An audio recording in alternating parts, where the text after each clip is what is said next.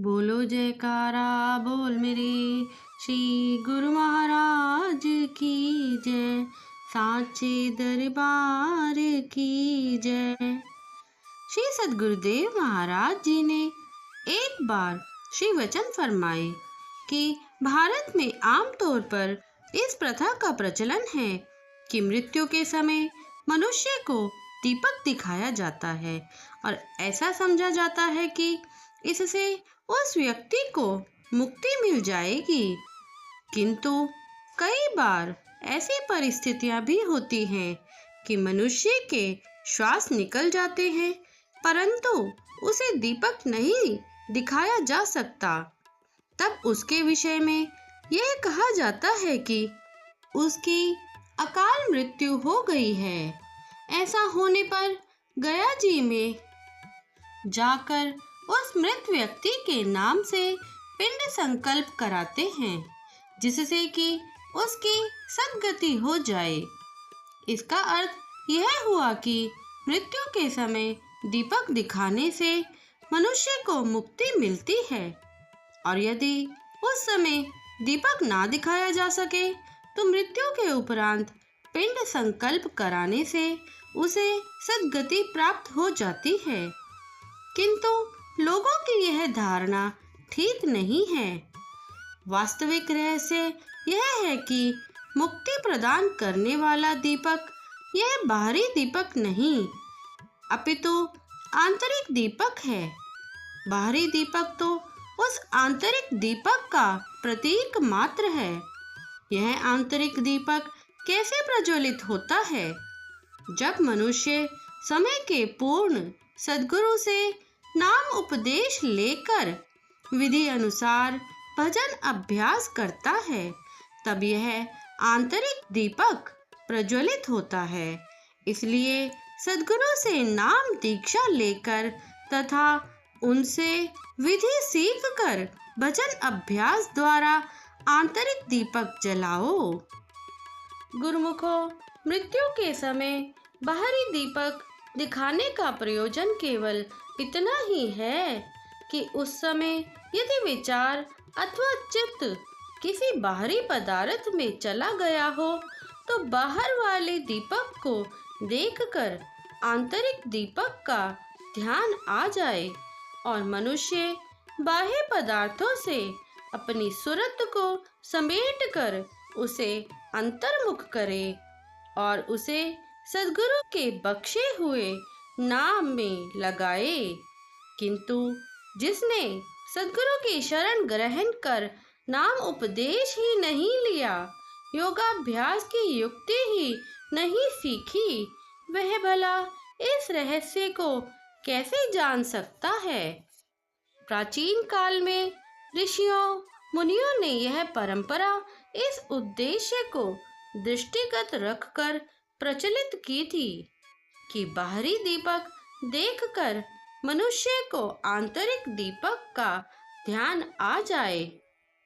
परंतु अब तो यह केवल एक साधारण प्रथा ही बनकर रह गई है और यह धारणा बन गई है कि यदि मृत्यु के समय श्वास निकलने से पहले मनुष्य को दीपक दिखा दिया जाए तो समझो कि उसे मोक्ष की प्राप्ति हो गई। किंतु यह नितांत भूल एवं अज्ञानता है। यदि अंतिम समय मात्र दीपक दिखा देने से ही मोक्ष की प्राप्ति हो जाती तो इस प्रथा के अनुसार सभी मोक्ष प्राप्त कर लेते। भजन अभ्यास करने की तो फिर आवश्यकता ही नहीं पड़ती। किंतु ऐसा है नहीं। केवल दीपक दिखा देने से ही मुक्ति नहीं मिलती गुरुमुखों। मुक्ति तो तभी मिलती है जब मनुष्य सद्गुरु द्वारा बतलाई गई युक्ति अनुसार भजन अभ्यास करके आंतरिक दीपक प्रज्वलित कर लेता है और आत्म साक्षात्कार कर लेता है। दूसरी बात यह भी है गुरुमुखों कि मृत्यु के पश्चात ही मुक्ति मिलती है। यह धारणा भी सर्वथा असत्य है। वास्तविकता यह है कि जीवन काल में ही भजन अभ्यास द्वारा वासनाओं एवं इच्छाओं पर काबू पाकर तथा अपनी वृत्ति को बाह्य संसार से समेटकर और उसे अंतर्मुख करके जब मनुष्य सहज अवस्था में अवस्थित हो जाता है तब तो उसी का नाम मोक्ष अथवा मुक्ति है और ऐसे मनुष्य को ही जीवन मुक्त कहते हैं।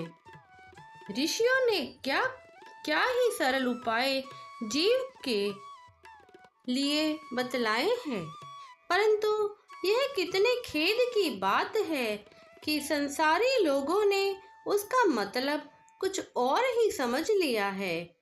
महापुरुष अपने सदुपदेशों द्वारा मनुष्य को सदैव सत्संग का दिग्दर्शन कराते हैं, जिससे कि वह वास्तविकता को पहचाने और सद्गुरु के उपदेश के अनुसार भजन अभ्यास करके आंतरिक दीपक प्रज्वलित करे और जीवन काल में ही मोक्ष पद का अधिकारी बन जाए। यही दीपक दिखाए जाने का वास्तविक रहस्य है।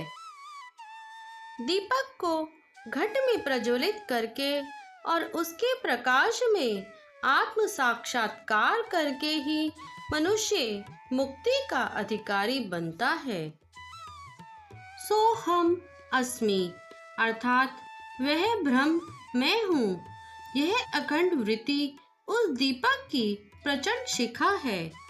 इस प्रकार जब आत्मानुभव के सुख का सुंदर प्रकाश फैलता है तब ब्रह्म से जो अपने में और ईश्वर में भेद बुद्धि हो रही है और जो संसार अर्थात जन्म मरण का मूल है उसका नाश हो जाता है। उस समय महान बलवती अविद्या का परिवार मोह आदि का अपार अंधकार मिट जाता है। तब वही विज्ञान रूपिणी बुद्धि आत्म अनुभव रूप में प्रकाश को पाकर हृदय रूपी घर में बैठकर उस जड़ चेतन की ग्रंथि को खोलने लगती है। जब वह उस ग्रंथि को खोल लेती है तब यह जीव कृतार्थ हो जाता है अर्थात माया के बंधन से मुक्त हो जाता है। गुरुमुखों, यही है आंतरिक दीपक जिसकी ओर श्री सद्गुरुदेव महाराज जी ने अपने श्री वचनों में संकेत किया है और जिनको हृदय में धारण करने से यह आंतरिक दीपक प्रज्वलित होता है तथा मुक्ति प्राप्त होती है। बोलो जयकारा बोल मेरे श्री गुरु महाराज की जय, साचे दरबार की जय। सौभाग्यशाली गुरुमुखों, आज का ये वीडियो यदि आपको अच्छा लगा हो तो इस वीडियो को लाइक कीजिए, ज़्यादा से ज़्यादा इसे शेयर कीजिए और यदि आपने अभी तक इस चैनल को सब्सक्राइब नहीं किया है तो प्लीज़ इस चैनल को सब्सक्राइब कीजिए और कमेंट में जय सच्चिदानंद जी ज़रूर लिखें। जय सच्चिदानंद जी।